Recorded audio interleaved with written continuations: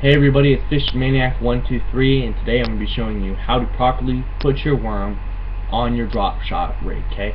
In the last video I showed you how to properly set up the drop shot rig. Today I'm going to be showing you how to put up the worms. And again, I am very sorry for the horrible video quality.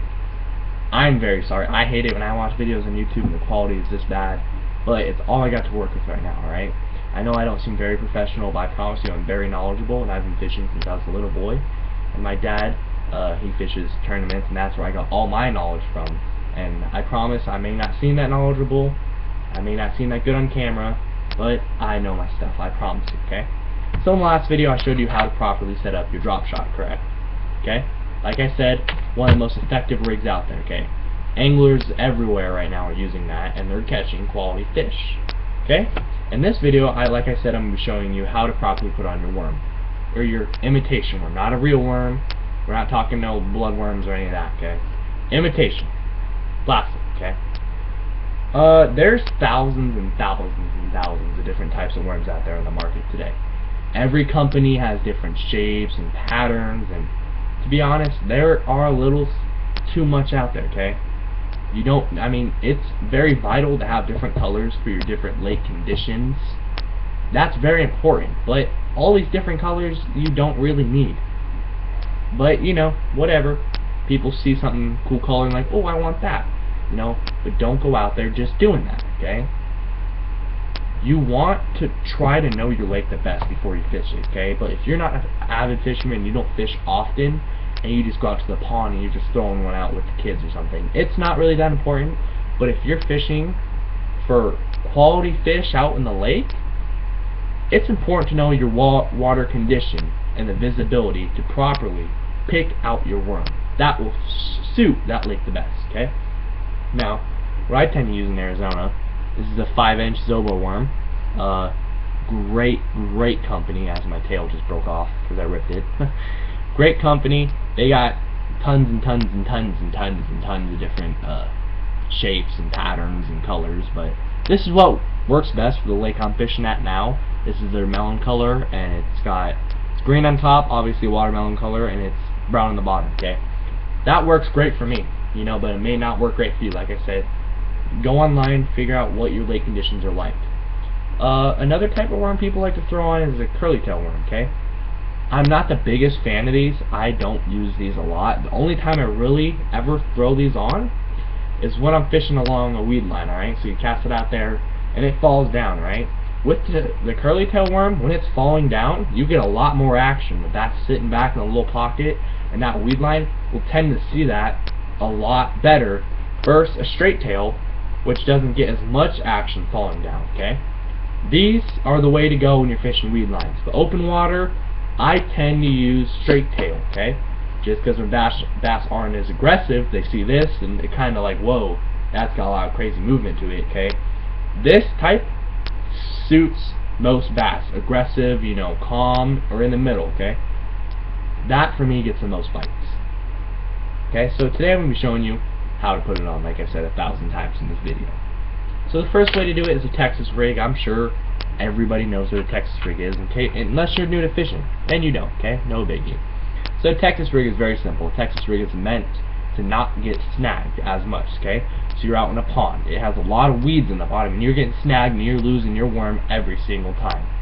Throw on a Texas rig. With a Texas rig, you do lose some action in the worm, but it will not get snagged often. I promise you that, okay?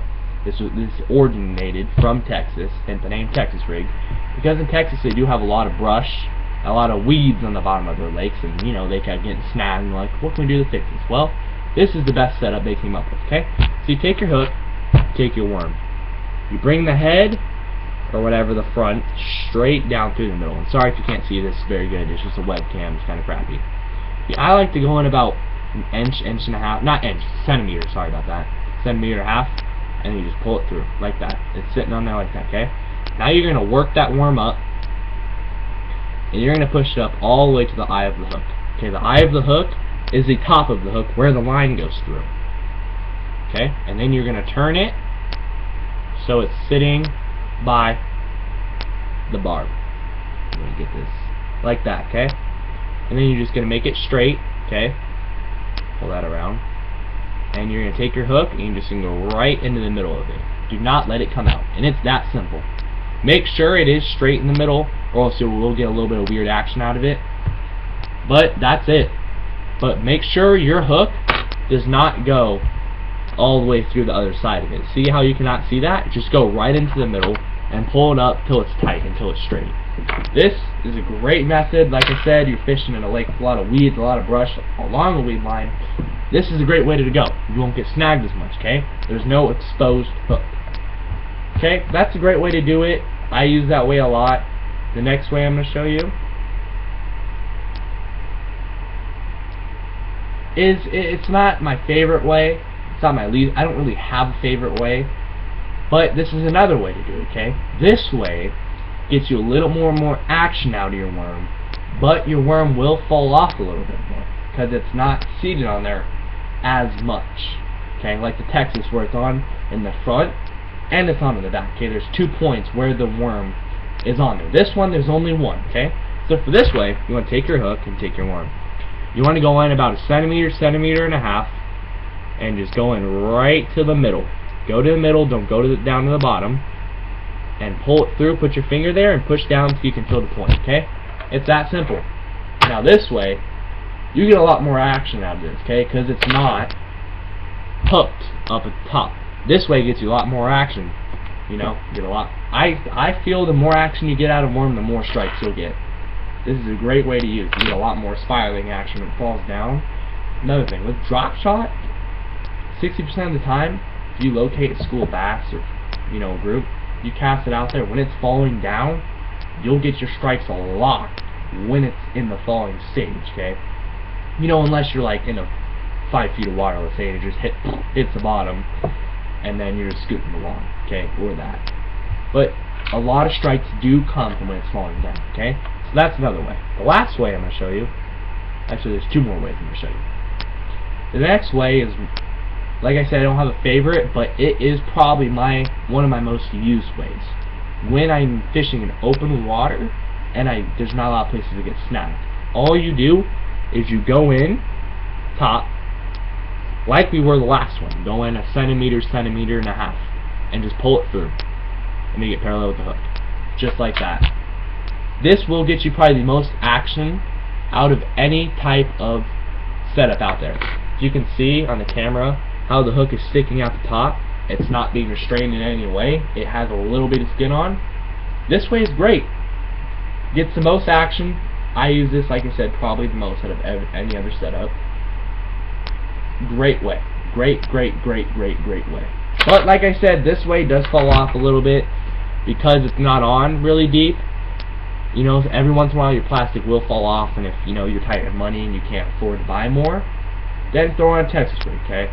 If you don't want to keep going through them, throw on a Texas rig. You won't lose all things. That way, I like that way a lot, okay? That's a great way, like I said 1,000 times, a lot of action out of that. The last way I'm going to show you is called the wacky rig. Okay, and you'll see why it's called wacky rig here in a second.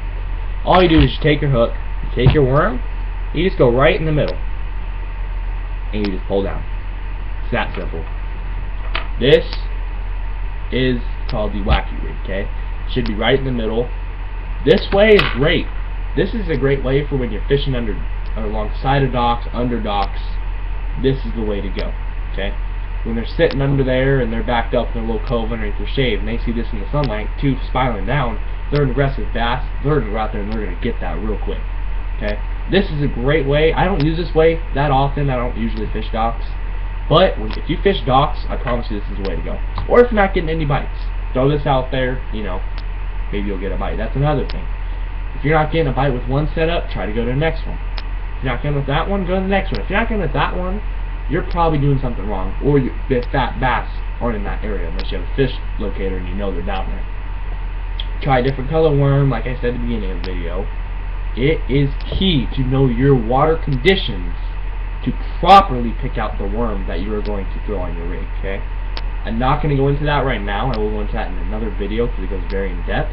But it is important to throw on the correct worm. If you're sitting there watching this video like, wow, well, I just want to go out and throw a line in the water tomorrow or the next day or in the near future, but I don't know my conditions and I don't really have a way of finding that out. Well, probably the best off you have is going off with the shad color, okay? Shad usually are gray or maroon or brownish. That's the best way to go, I'm going to say, okay? Just earthy colors, okay? Earthy colors are key. If you don't know what you're fishing with or you don't know what your water's like, throw out an earthy color, okay?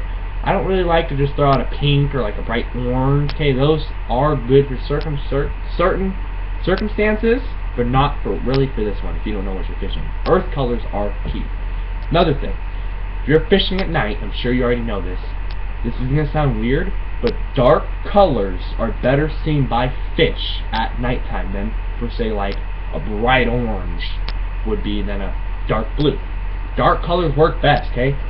Like this one. I fish this at night a lot, okay? This is a 5-inch power bait worm, curly tail.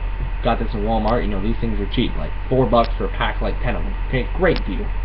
But they, like I said, fish see darker colors better at nighttime. Okay, so dark blues, purples, blacks, anything dark will work great. One of my favorites is also blood colored using. One of the another important thing to know, if you're going out there and you're right at sunset and right when that sun goes down and it gets dark, you're probably not going to catch anything for that first hour, okay? Just like us humans, if you've ever been outside in a bright room, or outside and you walk into a dark room and your eyes are black and you can't really see, that's how fish are. It takes them a minute for their eyes to adjust to the water becoming dark.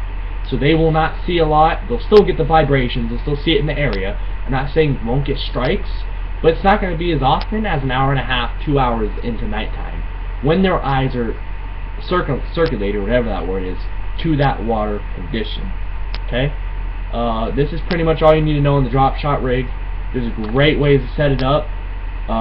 In the next video, I will be showing you how to properly work the drop shot. Thank you very much for watching the video. I'm sorry for the horrible quality, and I just want to note, I know some of you might be sitting at home like, wow, this kid looks like an idiot. I don't think he knows what he's talking about, okay? He's got a little crappy computer, and he's wearing snapback. He doesn't fish. Okay, I do, and I'm very knowledgeable, okay? You know, in school, that's all. I'm in high school right now. I am currently a junior. You know, that doesn't mean I don't know what I'm talking about. You know, that's all I read all day long is fishing books, and my dad is a very good fisher, and he was a pro angler at one point. And that's where I learned all my stuff from. So sorry about the horrible quality. Stick with it. Keep watching my videos, and I promise I'll eventually upgrade. But this is only my second video in my series, and I am going to progressively keep making more. Thanks for watching.